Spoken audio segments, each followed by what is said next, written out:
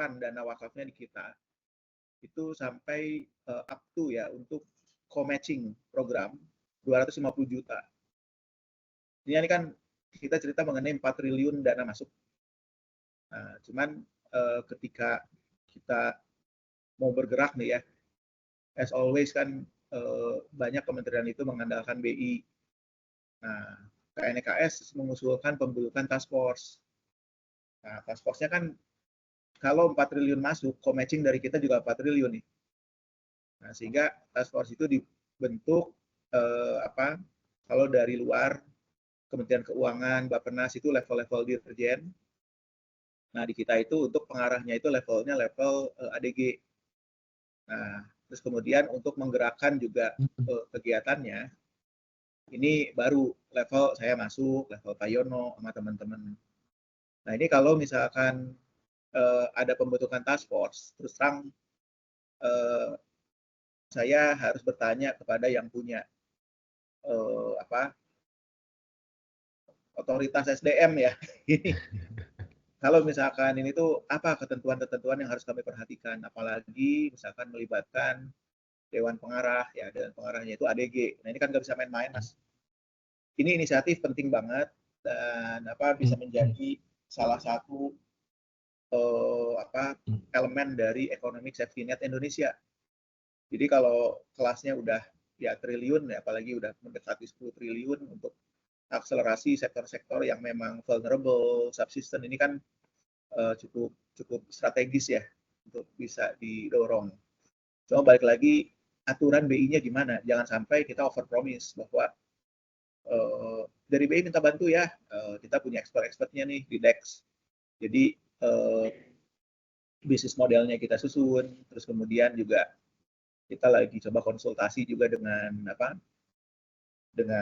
konsultan untuk dasar hukumnya, dan ini udah presentasi ke Bu DGS dan Bu DGS mendukung gitu ya. Nah, tapi kan kita mesti jaga ini Bu DGS jangan sampai niatan baik beliau kita nggak amankan dari aspek regulasinya. Gitu Kang Galih. Kalau ada ini sambil nunggu Bu Endah gitu ya. Kira-kira seperti itu ininya apa maksud tujuan kami. Mungkin saya pengen dengar dulu nih dari Kang Galih, dari Teh Rizka. Seperti apa gambarannya? Baik, izin Pak Dadang, Pak Yono, Bapak Ibu di DEX dan di DSDM mungkin terkait dengan task force Pak Dadang. Mungkin ini dulu Pak, kaitannya dengan kalau di kami kan handle di penugasan eksternal Pak Dadang. Jadi kami akan melihat apakah ini dari sisi secara sifat akan menjadi penugasan eksternal atau mungkin menjadi task force begitu ya Pak Dadang. Jadi mungkin jadi kalau kami secara ketentuan itu Pak nanti kalau penugasan ke lembaga eksternal itu nanti yang seperti Bapak kan sudah ini Pak ya waktu itu di UI 3 gitu ya penugasan eksternal secara full time waktu itu untuk menduduki suatu jabatan. So ini ad hoc Mas. Ad hoc. Nah, Ya, ya Pak kalau ini kan berarti ya Pak nanti kalau ini kan berarti sifatnya sebenarnya bisa dibilang untuk kalau task force itu bisa ini juga Pak ruang lingkupnya nanti bisa dijalankan kalau di DSDM itu kan penugasan eksternal Pak nanti ininya pengusulannya. Nah nanti kalau di ruang lingkup yang task force kami melihatnya ini bisa menjadi kami nanti akan melihat juga Pak apakah ini terkait dengan pelaksanaan tugas pokok dari DEX kemudian atau juga termasuk mungkin bisa gabungan dari beberapa satuan kerja juga begitu. Nah, ini kalau misalnya nanti kaitannya, ya Pak? Ya, kalau dari satuan kerja, ini pas banget. Nggak apa-apa ya, kita cair ya diskusinya, biar ini informasinya. Iya, Pak. Nah, jadi ini bisnis model itu begini, Mas. Ini kan establishment dari lembaga ya. Nah, kami juga kemungkinan bukan hanya DEX minta itu, karena Bu DGS sangat menekankan ke saya waktu itu, Mas Dadang, tolong saya dijagain aspek hukumnya ya, kelembagaan segala macam. Nah, kita juga nanti akan mengusulkan ada dari DHK ikut. Terus kemudian ada juga dari DPMA atau dari DPD, karena ini terkait juga dengan kalau misalkan dari luar negeri nih yang udah komit masuk di 250 juta USD, itu ASDB. Tapi kan ASDB pada saat ini kan temporary ya, pada saat reversal ini kan harus ada mekanisme hedging dan yang lain-lain. Nah, sehingga expertise dari teman-teman DPD diperlukan. Terus kemudian dari aspek governance, apakah nanti boleh nggak even dari SDM atau dari DMST, misalkan untuk bikin organizational structure-nya di sana. Seperti apa sih yang pas itu? Nah, baru nanti dari DEX itu ada yang mengembangkan bisnis modelnya, termasuk risk manajemennya gitu. Jadi ini ada hal-hal yang terus terang mungkin DEX juga nggak mampu sendiri. Ketika cerita aspek hukum, masa ya bodoh, bodoh banget. Gitu. Itu mungkin Mas Gali, tambahan sedikit info. Baik, hatur nuhun Pak Dadang. Jadi ini sebenarnya kemarin yang paling baru Pak di tahun kemarin itu kita juga pada saat kita membahas tentang Project Nexus itu Pak yang di BIS itu kan juga terkait dengan berbagai satker dengan bidang tugasnya masing-masing Pak. Mulai kalau yang Project Nexus itu kan lead-nya dari DIN dan dari DKSP. Kemudian juga melibatkan teman-teman di DIDD, DLDS dari satker-satker yang di bidang IT Pak. Gitu. Jadi sebenarnya kemarin yang kemarin pada saat Project Nexus ini sedang diusulkan Pak, itu memang pembahasan ini apakah akan menjadi task force, working group atau mungkin menjadi mekanismenya penugasan eksternal pada saat itu Pak. Nah, setelah kita bahas bersama, jadi ini kalau ini sebagai contoh Pak yang di Project Nexus ini ada kaitan dengan bidang tugas dari teman-teman di DKSP dan DIN terkait dengan keanggotaan mereka di BIS begitu Pak. Nah ini dikategorikan sebagai task force, bukan merupakan penugasan eksternal, karena memang terkait langsung dengan tugas pokok dari satker. Dan itu dimungkinkan Pak dengan ketentuan bahwa nanti kalau berarti kan ini juga ini apa ya task force yang melibatkan berbagai macam satker ya Pak dan juga termasuk lembaga lain ya Pak ya, lembaga lain juga Kemenkeu juga Pak, Kementerian Keuangan. Saya punya pertanyaan ini kembali. Kalau ini task force-nya itu sampai mengusulkan ya Bu BGS sebagai anggota Dewan Pengarah, terus dari Kementerian Keuangan diusulkan juga Pak Suminto ya Dirjen, Bu Winnie dari Bappenas. Nah ini mekanisme ya, artinya kan catatan ini harus sampai ke Pak Gubernur ya, karena meminta ADG bidang untuk jadi Dewan Pengarah gitu. Nah itu satu. Itu masih dimungkinkan nggak seperti itu? Nah, dimungkinkan Bapak. Dimungkinkan ya. Nah karena ya tapi punten. Sorry ini apa ada delay dikit. Iya. Jadi nanti Pak kalau terkait dengan yang melibatkan DG ini, kita juga harus melibatkan ke DMST juga Pak nanti kaitannya karena beliau itu akan istilahnya kayak ada penugasan begitu ya Pak, penugasan yang terkait dengan di task force ini gitu. Itu Ya. nanti ada mekanisme yang kita juga harus melewati ke DMST untuk menginformasikan beliau sebagai pengarah misalnya di task force tersebut Pak. Dimungkinkan sih Pak beliau untuk ini. Nah terus kalau misalkan melibatkan anggota ADG ya, dan ini dianggap proyeknya terus cukup baik misalkan, terus efeknya nasional, ini bisnis model ataupun apa, apakah harus ada presentasi ke Dewan Gubernur dulu nggak?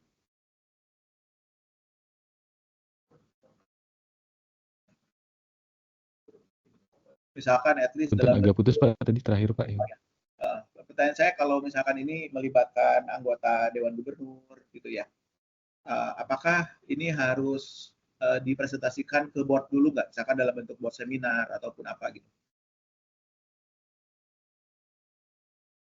Ya Pak, mengambil case yang Project Nexus, ya Pak, itu dilakukan juga RDG Pak untuk Project Nexus ini karena melibatkan berbagai satker juga Pak untuk bisa terlibat di situ dan ada ini Pak penempatan dana juga sih pada saat Project Nexus ini itu juga menjadi pendorong juga untuk melakukan RDG ini. Nah, apa presentasi ke board Pak. Itu nah mungkin nah ini Pak nanti jika dimungkinkan kita juga mungkin bisa bahas apa secara mungkin kalau boleh Pak nanti kami juga diberikan ini Pak ya Pak detail-detail sifat dari task force ini agar nanti kita bisa melihat mekanismenya Pak untuk pengusulannya nanti Pak, gitu. Ini aja, sambil kita nunggu waktu Bu Endah ya. Pak Yono, coba presentasikan Pak Yono ke Pak Galih. Saya ke toilet dulu bentar ya. Sambil ini coba Pak Yono, ini apa presentasi singkat biar ini teman-teman SDM kira-kira paham bendanya apa sih yang diusulkan gitu. Enggak? Ya. Waalaikumsalam Mas Galih, Mbak Rizka ya. Waalaikumsalam Pak Yono. Ada ini ya, siapa?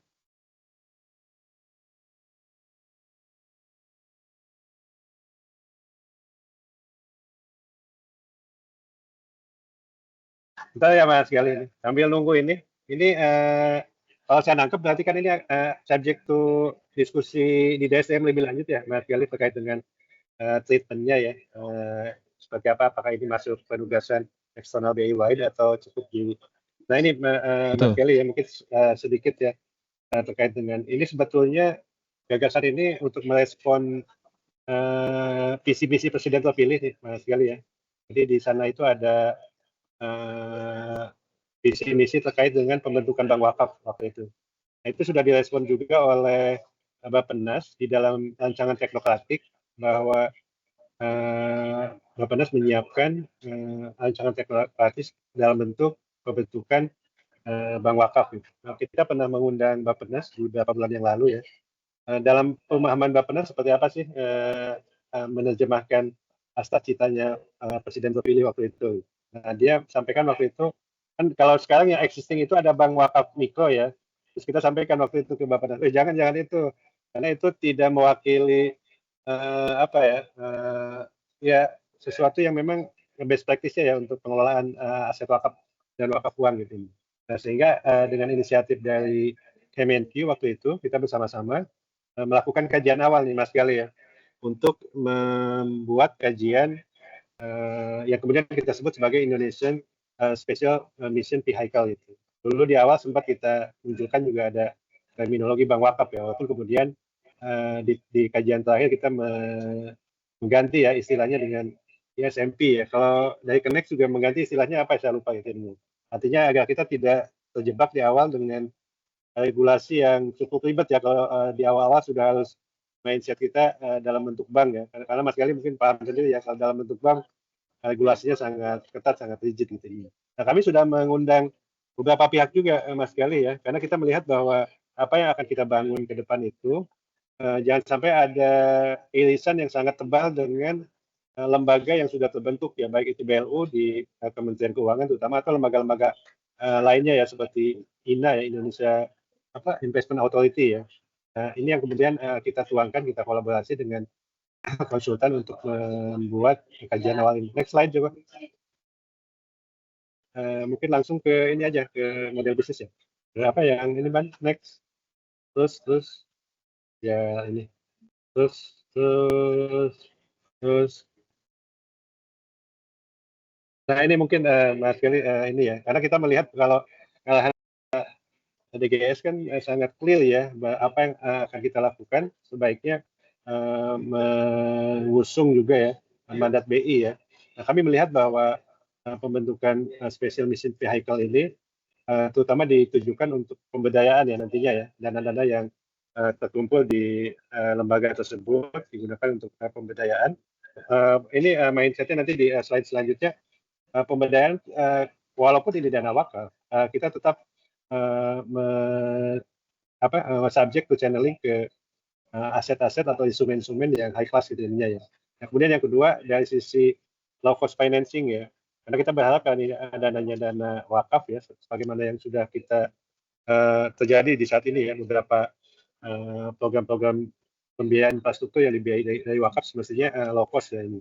Kemudian yang ketiga terkait dengan pengembangan infrastruktur ya.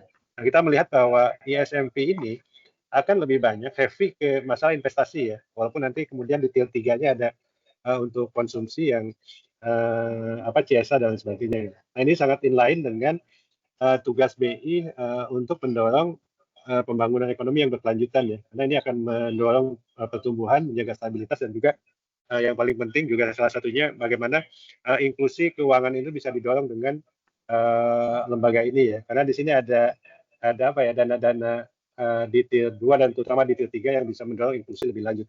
Next slide. Next saja, next. Next. Next, yang ini yang next lagi.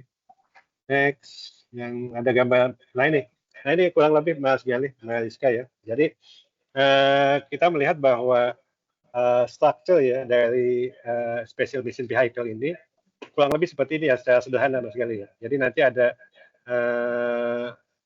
ISFD yang tadi disampaikan Pak Dadang sudah menyampaikan komitmen ya untuk melakukan setoran modal ya sebesar 250 juta. Bahkan kami dikejar-kejar nih Mas Kelly ya. Jadi karena waktu ISEP kita ada FGD, dan mereka berharap bisa nggak ini kepastian untuk paid in capital ini kami peroleh di bulan Desember ini ya. Ini yang dikejar oleh teman-teman ISFD ya.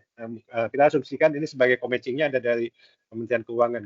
Nah, karena dana-dana ini berasal dari dana-dana pemerintah ya, mungkin pemerintah dari APBN ya, ISFD ya. Dan juga ini yang sudah dilakukan di CWLS, Keswakabin Sukuk ya. Nah, sehingga investasi di Corpus Tier 1 itu dipastikan kepada investasi-investasi yang high class ya, yang secure gitu ininya ya. Kalau seperti program-program CWLS yang sudah dilakukan oleh sampai saat ini dengan seri ke-6-nya kan dilakukan untuk membiayai program proyek-proyek infrastruktur pemerintah yang itu juga dijamin oleh pemerintah gitu. Nah, sehingga ini hal lain yang mungkin secara syariahnya ya sekali bahwa aset wakaf ini harus dijamin keabadiannya sudah terjamin di sini ya.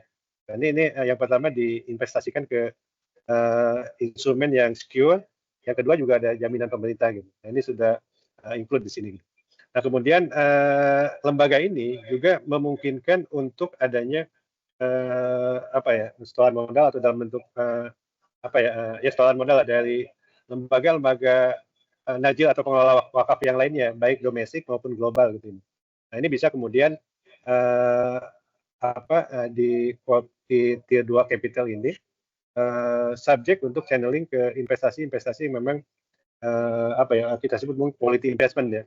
Tentunya dengan return yang lebih tinggi dari secure investment ya. Nah, di Corpus Tier 1 dan juga termasuk di Tier 2 capital, setelah kita melakukan investasi kita bisa simulasikan ya nanti yang digunakan sebagai reserve berapa yang kemudian digunakan untuk menambah portofolio pembiayaan lebih lanjut berapa gitu. Ini.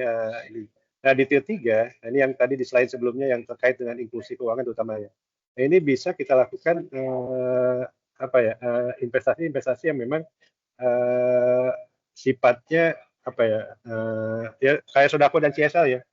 Jadi bisa disalurkan karena itu memang bagian-bagian keuntungan yang kita kelola dari pengelolaan wakaf uang yang di Corpus 1 dan tier 2 ini yang kemudian subject to channeling baik untuk grant atau untuk mengurangi low cost financing gitu. Nah, ini yang struktur dari lembaga yang kita propose ya di kajian kami yang akan kami sampaikan ke KNKS dalam waktu dekat itu. Nah, memang yang masih menjadi PR dalam kajian kami ini dari sisi aspek hukumnya Mas Gali ya, karena kami tadi sampaikan Pak Dadang juga belum terlalu paham ya. Apalagi ini dalam konteks atau konstelasi yang pertama dalam struktur kelembagaan di pemerintah ya. Apakah ini akan menjadi lembaga seperti INA atau seperti apa gitu. Nah, ini yang kami akan melakukan pendalaman nanti siang dengan konsultan hukum ya. Kemudian aspek lainnya juga yang disampaikan Pak Dadang tadi, karena ini subjek untuk menerima setoran modal dari pihak lain ya, baik lembaga pemerintah ya atau lembaga non government juga akan memungkinkan gitu ininya ya. Karena seperti yang saya dapat informasi di awal Desember ini kan akan datang di Obito ya. Kayak Obito itu kan penyandang dan akan membawa dana yang cukup besar gitu. Ini subjek untuk diskusi dengan kami lebih lanjut. Nah, itu kurang lebih mungkin Mas Gali. Jadi ini yang model bisnis yang so far kami diskusikan. Gitu. Nah, kemudian satu hal lagi yang mendiskusikan surat dari Connect ya. Ini kan kalau di surat Connect yang kami share juga ke Mas Gali ya kemarin, mereka kan punya timeline ya sampai akhir Desember untuk come up dengan rekomendasi model bisnis ini. Nah, ini mungkin menjadi pertimbangan juga Mas Gali ya, karena intinya sih kami juga tidak rely on ke timeline yang disampaikan oleh KNKS ya, karena kami sampaikan kemarin ke KNKS bahwa kalau ini menjadi subjek penugasan eksternal BI, mungkin kita perlu waktu gitu untuk melakukan proses lebih lanjut gitu. Tapi intinya di sini mungkin ada momentum yang ingin dimanfaatkan oleh KNKS dan teman-teman KL ya. Nah ini masih dalam 100 hari kerja pemerintahan. Ini momentum yang pas untuk kita menyampaikan usulan kepada pemerintah baru yang sudah menyampaikan visi misi terkait dengan bank wakaf di waktu kampanye. Itu mungkin Mas Galih, Pak Dadang yang bisa disampaikan sedikit ya terkait dengan model bisnis dan beberapa isu yang terkait dengan pembentukan task force. Terima kasih. Iya, jadi itu siapa Pak Galih, bahwa ini salah satunya itu ada statement ya dari Pak Presiden Astacita mau membuat bank wakaf. Nah ini sebenarnya memberikan masukan yang konstruktif, jangan sampai keleset nanti bank wakaf yang kayak tahun-tahun lalu itu berbahaya gitu. Yang ini bisa menjadi usulan ya. Ya mudah-mudahan harapannya itu seperti tadi, apakah bisa menjadi deliverables penunjang program 100 hari, tapi juga kita lakukan secara govern, tapi kita juga mesti tahu ya step-step secara internalnya seperti apa sehingga kita tidak overpromise keluar, memberikan masukan, tapi juga kita ketika misalkan diharapkan untuk mendukung sampai persiapannya. Nah, apa langkah-langkah yang harus kami persiapkan? Tadi juga terima kasih ya. Berarti hal-hal seperti ini kan kita mesti menghubungi DMST ya. Apakah ini memang perlu dipresentasikan? Kami juga akan menghubungi Bu Destri ini dengan adanya hasil meeting ini. Apakah kami terus melaporkan ke Bu Destri bahwa ini harus disusulkan untuk dipresentasikan atau tidak ke Dewan Gubernur.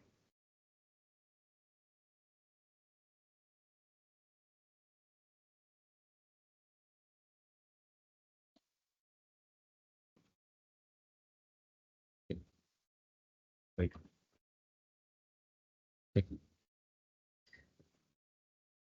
Ya baik, izin Pak Dadang. Ya. Baik, oh ini Bu Enda juga sudah bergabung Pak Dadang. Alhamdulillah. Ya. Sehat Bu Enda?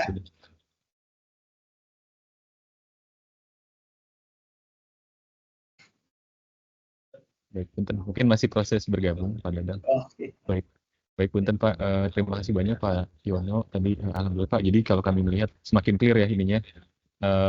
Ya tadi Pak produknya Pak ya, barangnya tadi yang kata Pak Dadang. Jadi kami melihat memang ini seperti special purpose vehicle gitu ya, seperti mungkin akan menjadi lembaga baru yang memfasilitasi untuk proyek-proyek atau dana-dana. Nah ini Bu Enda juga sudah hadir, Bu Enda. Assalamualaikum warahmatullahi wabarakatuh, Kang Dadang. Mohon maaf ini tadi menghadiri pembukaan KPP ILP dulu, Kang. Punten. Ya, serius Ibu. Ya, mangga dilanjut, Kang. Saya mendengarkan dulu. Mangga. Ya, mangga, Pak. Iya. Jadi Bu Enda, tadi kita udah sambil menunggu Bu Enda presentasi apa sih ASMV itu, dan dalamnya itu kita ingin tanya sebenarnya dengan SDM ini ingin tanya mengenai ketentuan pembentukan task force yang sifatnya itu non full time ya, ad hoc sampai lembaga ini terbentuk. Nah, ini komitmen dari luar ini udah menunggu komitmen kita. Dan dari KNKS, Komite Nasional Pengembangan Ekonomi dan Keuangan Syariah ini udah nulis surat ke Bu Destri untuk pembentukan task force tersebut. Ini freezing nggak ya?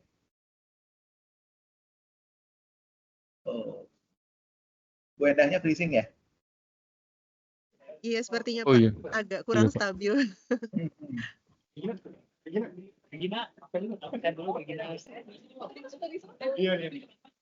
Karena memang ini sedang ini Pak kegiatan pengembangan KPP. Jadi pas jaringannya juga banyak yang make. Nah ini Bu Enda juga sudah. Ya, mohon maaf nih kelempar lagi. Mohon maaf.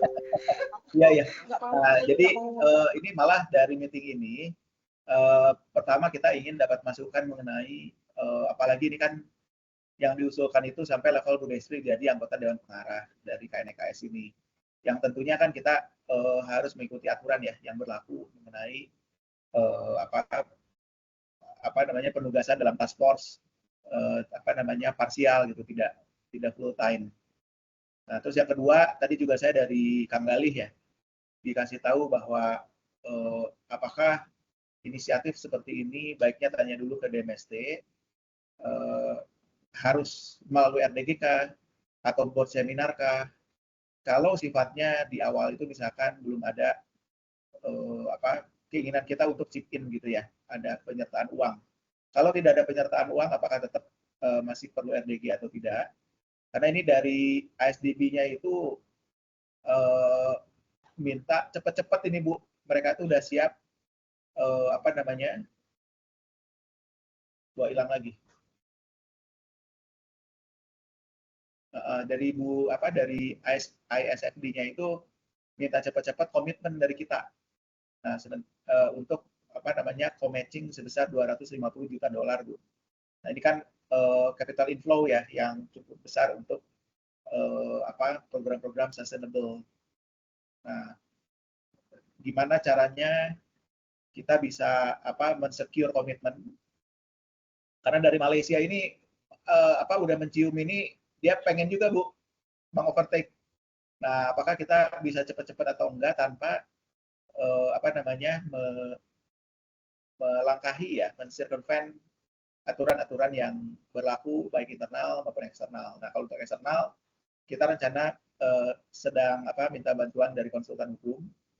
Sementara kalau internal, misalkan minimal untuk penugasan di task force ini, karena task force ini bukan hanya DEX, kita juga mengharapkan ada dari DHK, kemudian dari DPD, untuk juga melihat aspek manajemen risiko ketika ada dana masuk, ini kan untuk analisis capital reversal-nya gimana, dan yang lain-lain.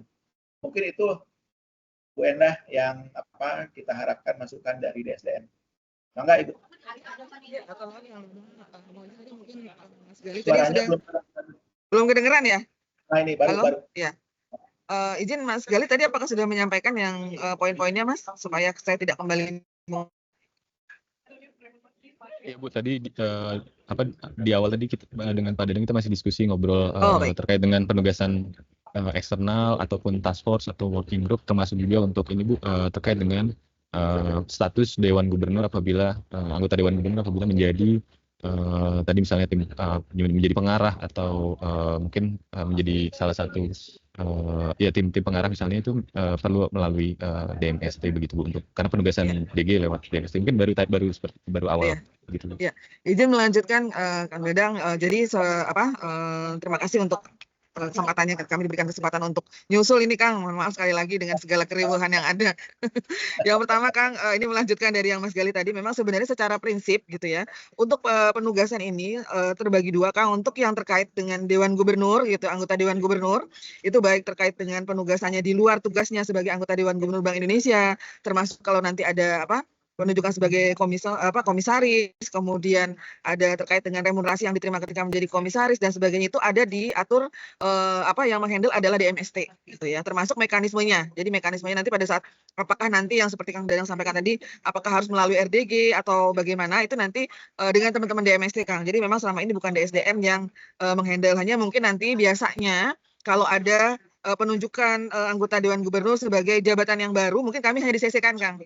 Artinya sudah ada tambahan bahwa informasi bahwa misalnya sekarang ini kayak Bu Destri akan menjadi Dewan Pengarah gitu. Nah itu kami hanya diinfokan oleh satuan kerjanya saja gitu. Nah, tapi tidak menghandle langsung terkait dengan penunjukan Bu Destri atau anggota Dewan Gubernur lain sebagai Dewan Pengarah atau sebagai jabatan tertentu di luar tugasnya sebagai anggota Dewan Gubernur Bank Indonesia. Itu yang pertama. Yang kedua, kalau ada teman-teman gitu ya, teman-teman yang statusnya masih pegawai Bank Indonesia, karena kalau anggota Dewan Gubernur ini punten sudah bukan pegawai Kang, dia kan ya, jadi kayak Pak Doni waktu itu kan sebenarnya masa batas usia pensiunnya belum sampai, tapi karena beliau diangkat menjadi anggota Dewan Gubernur, dipensiunkan sebagai pegawai. Jadi statusnya dia sebagai anggota Dewan Gubernur itu bukan lagi sebagai pegawai. Pegawainya udah jadi pensiun Kang, sudah jadi purna tugas gitu statusnya. Nah, demikian jadi kami DSDM itu hanya menghandle terkait penugasan untuk yang pegawai aktif.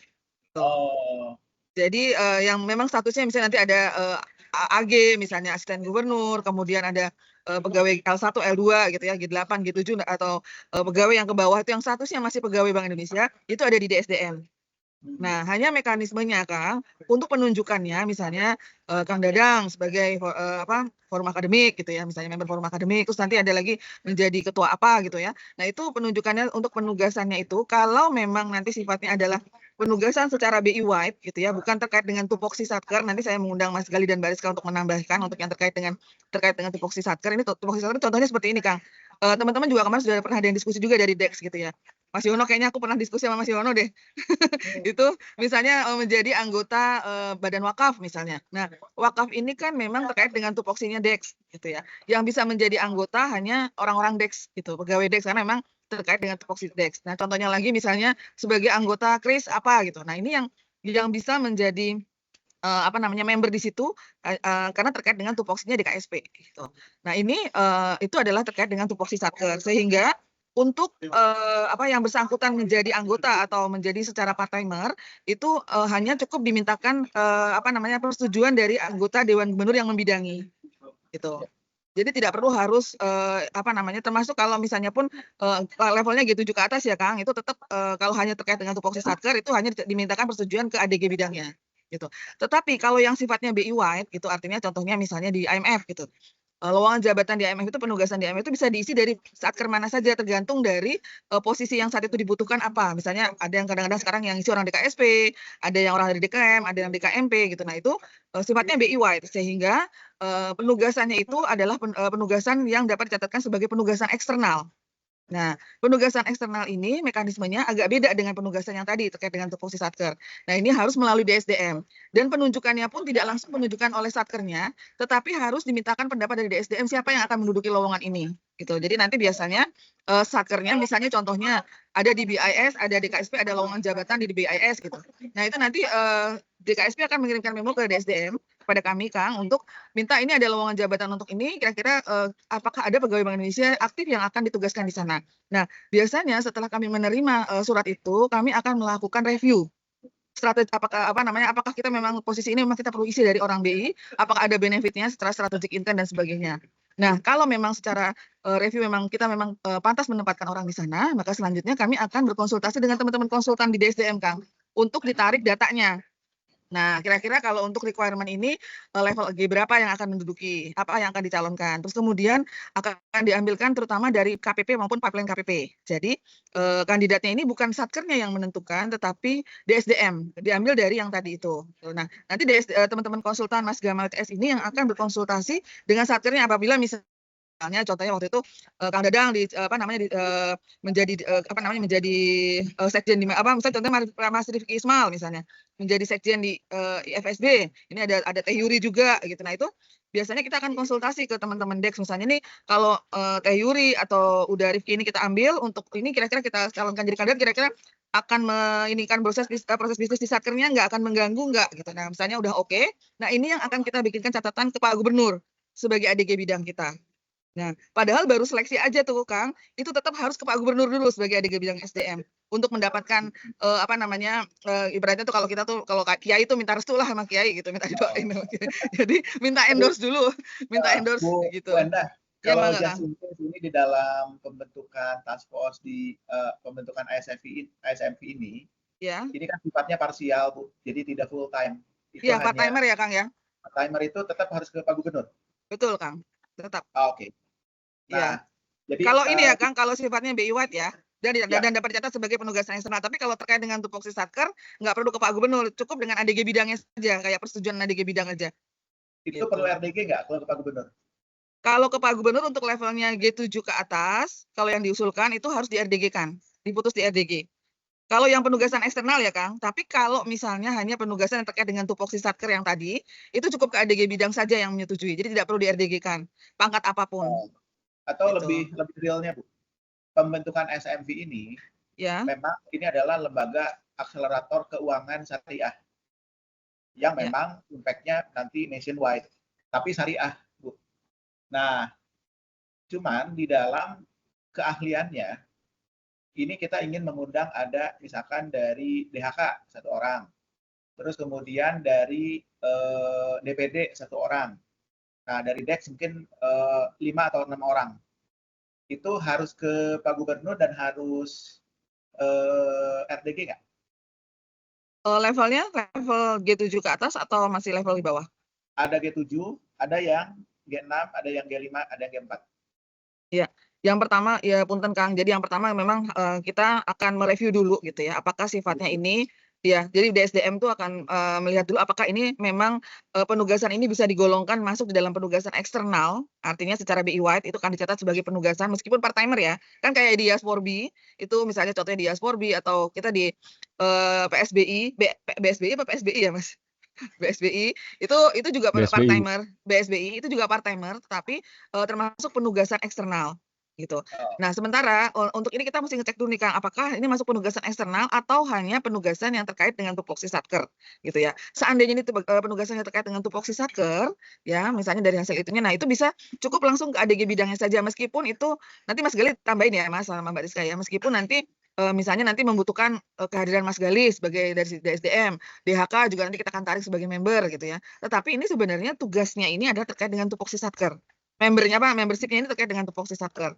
Nah, ini tidak perlu ke Pak Gubernur, tetapi nanti cukup ke ADG bidangnya yang membawahi DEX, misalnya Bu Destri misalnya. Nah, nanti cukup ke Bu Destri persetujuan untuk membernya ini.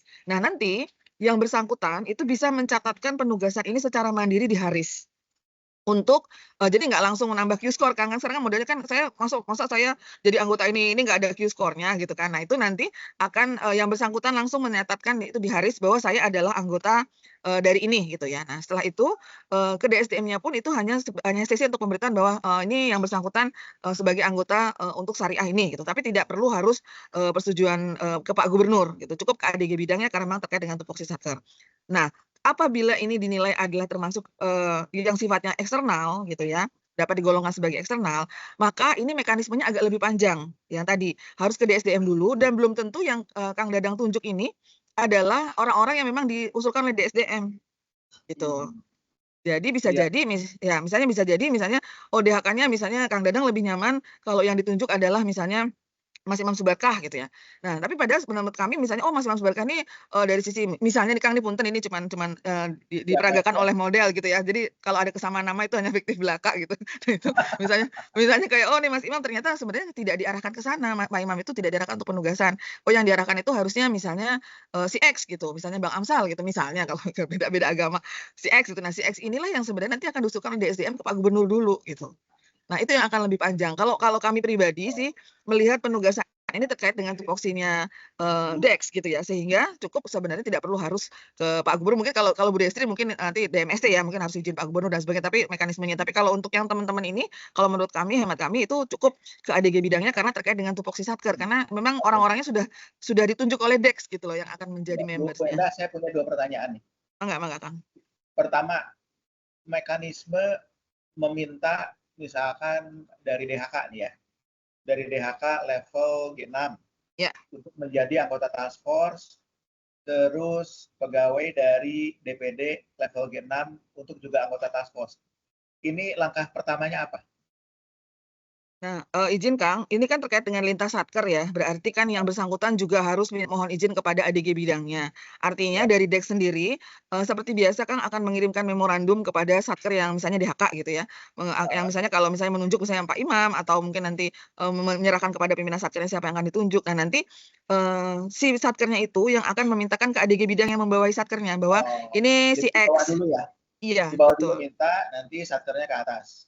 Iya, jadi, nanti, yang tanggung jawabnya DEX adalah yang terkait dengan skupnya DEX yang kalau mau dilaporkan ke ADG bidangnya DEX, nanti setelah misalnya, oh DHK sudah menunjuk Mister X gitu ya, nanti mangga dimasukkan ke dalam list itu dengan catatan nanti di catatannya akan bilang bahwa ini kami sudah berkoordinasi, sudah yang bersangkutan Satkernya juga sudah mohon izin atau sudah berkoordinasi dengan ADG yang membawahi dan ini adalah, list, misalnya list membernya dari, member dari lembaga itu gitu, nah dari Bank Indonesia. Nah, mangga nanti, ADG yang membawahi DEX yang akan menyetujui. Kira-kira Ya, itu, Kang. oke. Kalau Iya, pengusulan Bu Destri, berarti kan saya harus menghubungi ke DMSC dulu ya? betul, Kang. Iya. Karena Bu Destri bukan pegawai Bank Indonesia, Kang. Beliau Ya, statusnya ADG, iya. Sudah bukan pegawai, iya, iya. Ke gitu. DMST, Nah, ajak DMST-nya ini dulu atau di mana memo ya? dulu? Mungkin rapat gini dulu kali, Kang, ya, karena, nanti supaya nggak salah kirim memonya, saya khawatirnya kan nanti memonya nyasar nih, gitu. Jadi mungkin ditanyakannya sebaiknya seperti apa, karena saya mohon izin kalau yang mekanisme pengusulan ADG saya kurang paham, Kang. Jadi mungkin teknis dulu kali ya, Kang, ya, kayak gini dulu ya, dengan Ya, teman-teman supaya takutnya nanti Dex salah kirim memonya kemana gitu, salah alamat, punten maksudnya. ya. Heeh. Oke, ya. Oke, kalau gitu Mas Gali, izin Kang, Ya. saya ngundang Mas Gali atau Mbak Rizka untuk menambahkan, mangga. Saya takut ada yang kelewat ini. Ya punten mungkin izin Pak Dadang, Bu Endah dan Pak Yono, Bapak Ibu, Mbak Rizka ini mungkin. punten ya nggak nawarin. Ini nggak Siap Pak. kirim. Aman Pak. Mungkin izin Pak, saya share screen ya Pak. Mungkin yang tadi saya kaitkan Pak dengan Project Nexus Pak. Karena kalau kami lihat, kalau saya setelah melihat tadi tayangan dari Pak Yono Pak, ini sebenarnya mirip Pak dengan Project Nexus. Nah, kalau saya lihat ini pendekatannya bisa juga digunakan untuk case ini Pak. Jadi saya izin share sedikit tentang proses bagaimana Project Nexus kemarin Pak. Punten, apakah sudah terlihat ini tayangannya? Nah, begini Pak, jadi Project Nexus ini awalnya DIN melalui keanggotaan BI di BIS itu mengusulkan mendapatkan informasi dari BISI terkait dengan pembentukan Project Nexus ini Pak. Nah, Project Nexus ini untuk memperlancar interoperability antar sistem pembayaran antar negara. Nah, jadi Bank Indonesia termasuk salah satu yang diminta untuk menjadi first mover ya dari termasuk dengan BNM dan bank sentral yang lain Pak. Nah, tadinya awalnya dari DIN sebagai satker yang awal menginisiasi karena keanggotaan di BIS. Nah, namun dengan seiring berjalannya waktu dengan koordinasi juga Pak melalui pembahasan-pembahasan awal itu diputuskan bahwa lead-nya menjadi DKSP Pak gitu. Karena memang ini kaitannya dengan tupoksi dari DKSP. Nah, ini juga sama Pak, ini keanggotaannya juga berbagai satker. Ini jadi prosesnya DIN ini mengajak berbagai satker yang terkait untuk melakukan diskusi Pak terkait dengan persiapan untuk proyek ini. Karena tadi juga ini akan melibatkan berbagai sumber daya manusia dari berbagai satker gitu Pak. Nah, ini mereka termasuk DKU karena ada chip in tadi Pak, chip in anggaran di sana gitu. Nah, jadi melalui pembahasan-pembahasan awal ini, mungkin nanti kalau di proyek DEX ini Pak, kalau tadi karena memang melibatkan DG, maka perlu juga melibatkan DMSC kalau hemat kami Pak, begitu. Nah, dari pembentukan untuk Project Nexus ini dibentuk seperti SPV juga Pak, SPV untuk memperlancar konektivitas sistem pembayaran. Nah, ini mereka minta untuk dibentuk, punten kalau yang ini terlihat ya Pak ya, ada struktur organisasinya ya. Apakah terlihat? Karena sudah file yang berbeda. Terlihat ya Pak Yono, baik. Ya. Nah, ini akan membentuk organisasi baru. Akan ada country representative, country manager, termasuk tim teknisnya gitu dari yang anggotanya berbagai macam satker. Nah, ini karena itu tadi melibatkan SDM dari berbagai macam satker, dan ini juga sifatnya sama Pak Dadang, sifatnya juga memang ada yang full time untuk waktu itu sepertinya yang diusulkan adalah country representatif ya kalau tidak salah. Nah, sementara yang lain itu sifatnya part time semua Bapak Ibu. Nah, ini walaupun mereka juga sambil jadi part time sambil mengerjakan juga tugas-tugasnya. Nah, mereka meminta pandangan dari DSDM apakah ini akan menjadi program penugasan eksternal atau menjadi task force.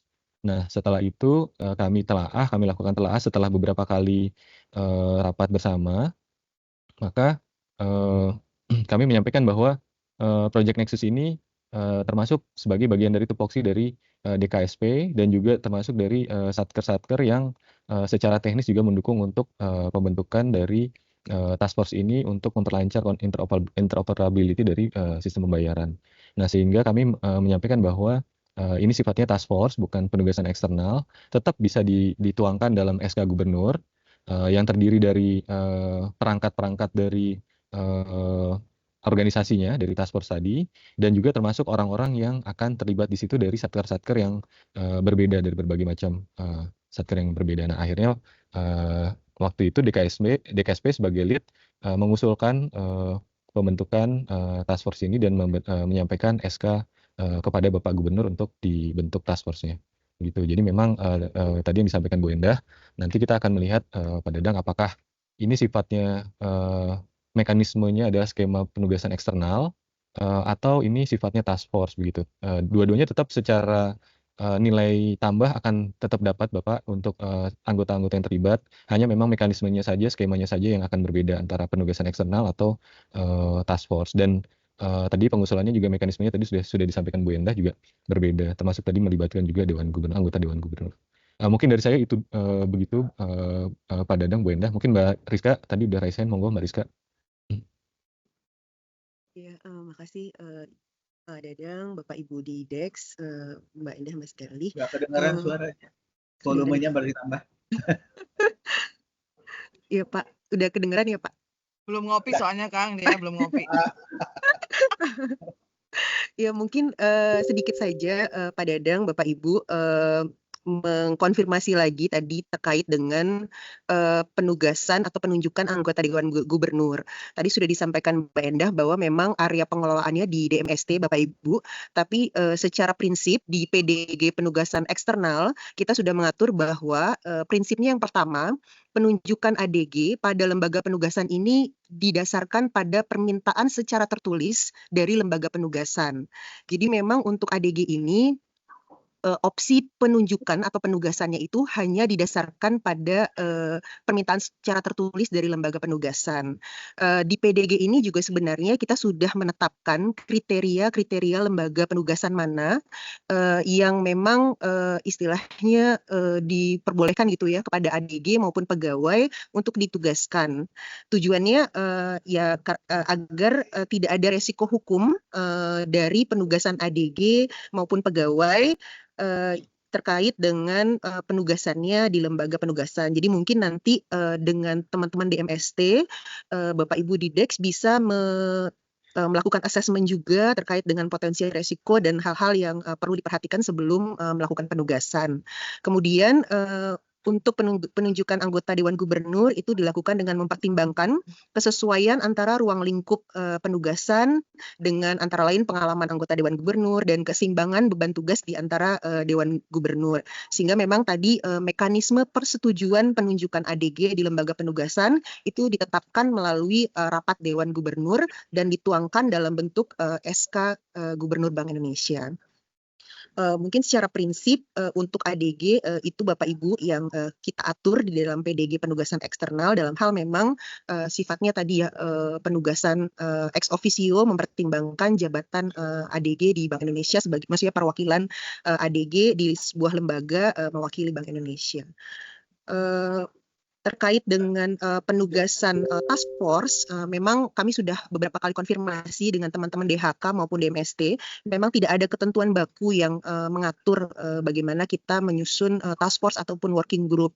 Itu disesuaikan dengan kebutuhan Satker maupun arahan DG. Tadi mungkin sudah disampaikan bahwa dalam hal untuk kebutuhan koordinasi lintas Satker, itu biasanya teman-teman Satker itu minta persetujuan sampai dengan Gubernur Bank Indonesia karena tadi yang melibatkan beberapa Satker di bawah ADG yang berbeda. Mungkin itu saja Pak tambahan dari saya. Terima kasih. Oke. Ya, very clear. Atur nuhun pisan, Bu Endah. Sami-sami Kang. Teh Rizka. Jadi kita akan follow up ya, jadi sebagai kesimpulan nih, sekali lagi takut salah ya. Jadi untuk anggota task force dari DEX, kita tentunya akan mengusulkan ke ADG bidang. Terus kemudian untuk anggota task force dari satuan kerja terkait, kita akan langsung sampaikan ke pimpinan satuan kerja agar satuan kerja terkait tersebut memintakan izin kepada DG bidang masing-masing. Yang ketiga, kami akan bicara langsung dengan DMST mengenai tadi ya, terima kasih Teh Rizka bahwa kriteria permintaan menjadi anggota Dewan Pengarah ini ada kriterianya yang didasarkan pada risiko yang muncul.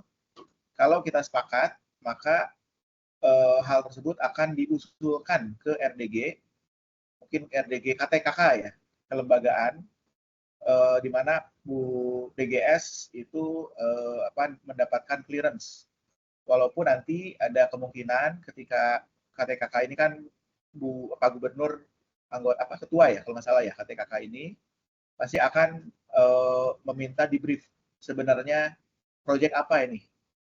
Nah mungkin melalui mekanisme ini kita juga siapkan seandainya nanti dimintakan informasi dan yang lain-lain kita akan persiapkan presentasinya dengan baik. Mungkin itu ya sebagai kesimpulan dari meeting Siap. ini. Ya, hatur nuhun pisan sadayana.